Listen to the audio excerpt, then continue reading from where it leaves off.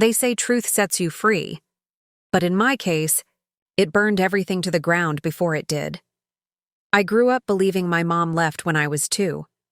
That's what my stepmom, Linda, always told me. Dad never talked about it.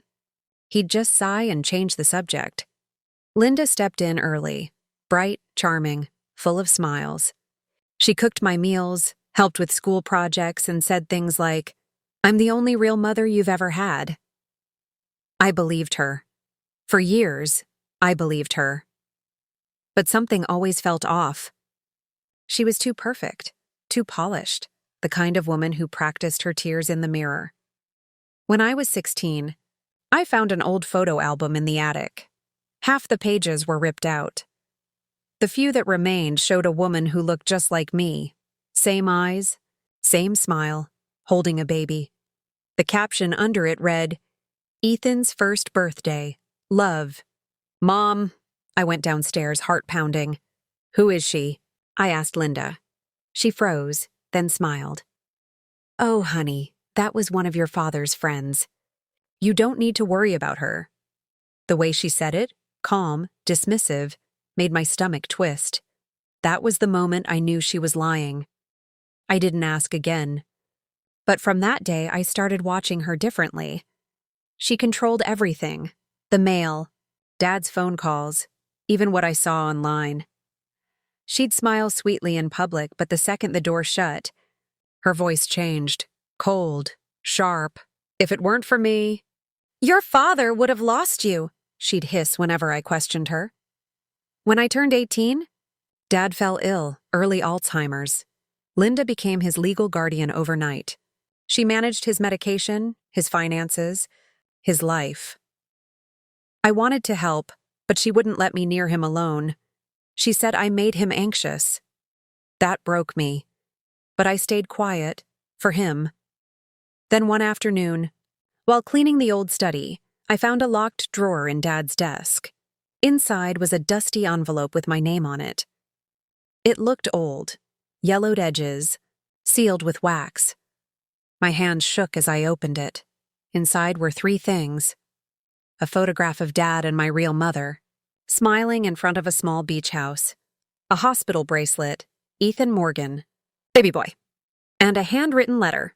It read, "My sweet boy, if you ever read this, it means you're old enough to know the truth. I never left you. Linda took you from me. Your father thought I died after the accident, but I was alive.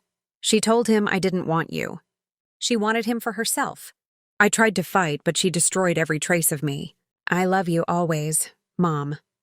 I dropped the letter. My hands were trembling so hard I couldn't breathe. Linda didn't just lie. She erased my mother. I needed proof, so I dug deeper. Old hospital records, legal archives, even a few online databases. And there it was. A record of a missing mother case closed 20 years ago under suspicious circumstances. Filed by Linda's maiden name. I spent the next week quietly gathering evidence. I copied the letter, photographed the records, everything. Then, one night, I overheard her on the phone, laughing. "Yes, it's all mine now," she said. "The old man's losing his mind. Once he's gone, the house and accounts are officially under my name." That's when I snapped. The next morning, I called a lawyer and explained everything. He said if I could prove coercion or fraud, I could reopen Dad's guardianship case. So I gave him the files, the letter, the audio clip. Within days, the court ordered an emergency review. Linda was furious. She barged into my room waving papers. "You little parasite! You have no idea what you're doing!" I just looked at her and said, "Actually, I do. I'm taking back what you stole." When the hearing came, she played the perfect victim. Tears, trembling hands, all of it. But when my lawyer read Mom's letter aloud and played the recording, she froze. Then the judge asked her a simple question.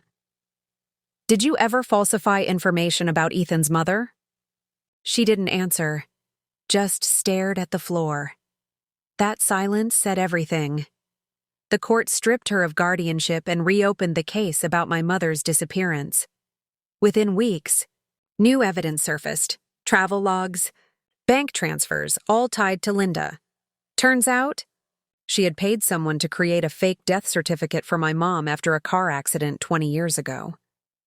She told Dad my mother died instantly, when in reality, she'd survived but suffered memory loss and was sent to a private clinic. She knew. She knew all along. And she kept them apart. The day police took her in for questioning, she looked at me with pure hatred. "You think you've won?" she spat. "You ruined everything!" I didn't say a word. 2 months later, I met my mother. She was older, fragile. But her eyes, they were exactly as I remembered from that photo. When she saw me, she cried, whispering, "My baby boy." I broke down. Years of confusion, pain, anger, gone in a single hug. Dad's memory faded fast after that, but for a short while he remembered her. They held hands again, sitting in that same beach photo spot from 20 years ago. Linda? She's facing charges for fraud, coercion, and obstruction. But honestly, I don't care anymore. I got what mattered back. My real family. My truth. So here's the lesson. Sometimes the people who claim to love you the most are the ones rewriting your history. Don't let them. Because truth always finds its way home.